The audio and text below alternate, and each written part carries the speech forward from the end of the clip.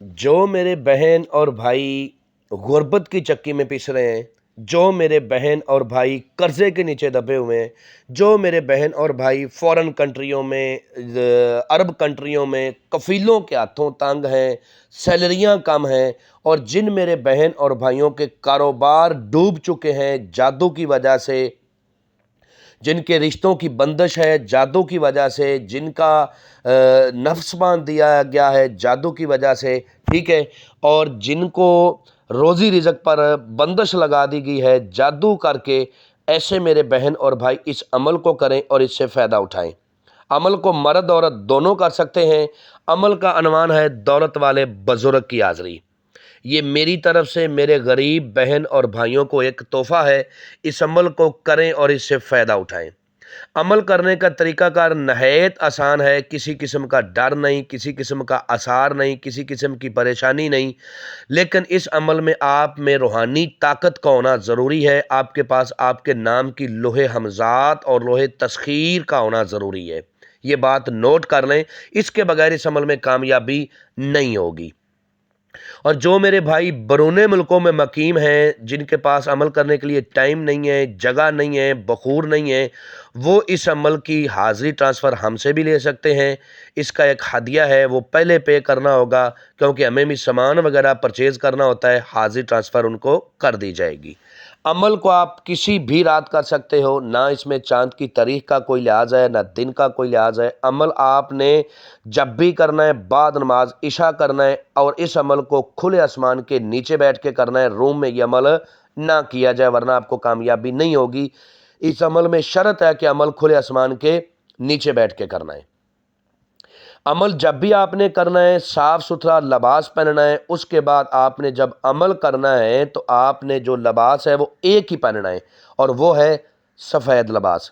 سفید لباس پہن کر یہ عمل کیا جائے گا تو کامیابی ہوگی، ورنہ کامیابی نہیں ہوگی۔ 3 قسم کی آپ نے اگربتیاں روشن کرنی ہے خوشبو کے لیے اپنے پاس۔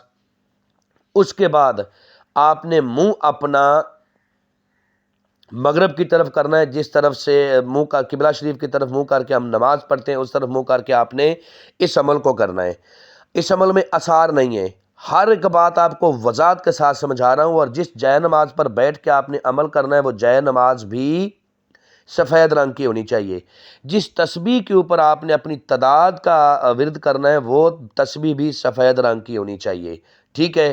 آپ کا امامہ ٹوپی وہ بھی سفید ہونا چاہیے، کپڑے بھی سفید ہونے چاہیے۔ اگر کوئی عورت کرے تو اس کا دوپٹہ شلوار قمیض یہ سفید ہونی چاہیے۔ جائے نماز بھی سفید، جائے نماز کے کوئی بھی ہو اس کے اوپر سفید کپڑا ڈال لیں، ٹھیک ہے، اس کے اوپر بیٹھ کے کر لیں۔ تسبیح بھی سفید ہونی چاہیے۔ ہر بات وضاحت کے ساتھ اس لیے سمجھاتا ہوں کہ عمل آپ کو اچھی طرح سمجھ آ جائے، طریقہ کار سمجھ آ جائے، اور آپ عمل میں کامیاب ہو جائیں۔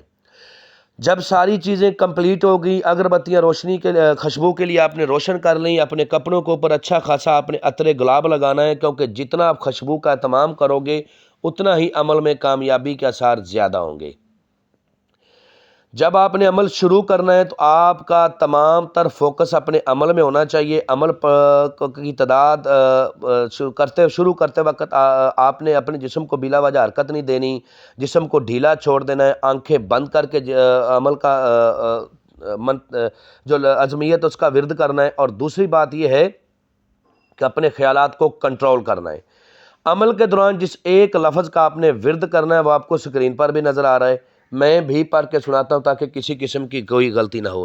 یا تب تو ہا، یا تب تو ہا، ایک سانس میں زیادہ سے زیادہ پڑھیں تاکہ آپ کے پڑھنے میں تاثیر پیدا ہو اور عمل میں کامیابی ہو۔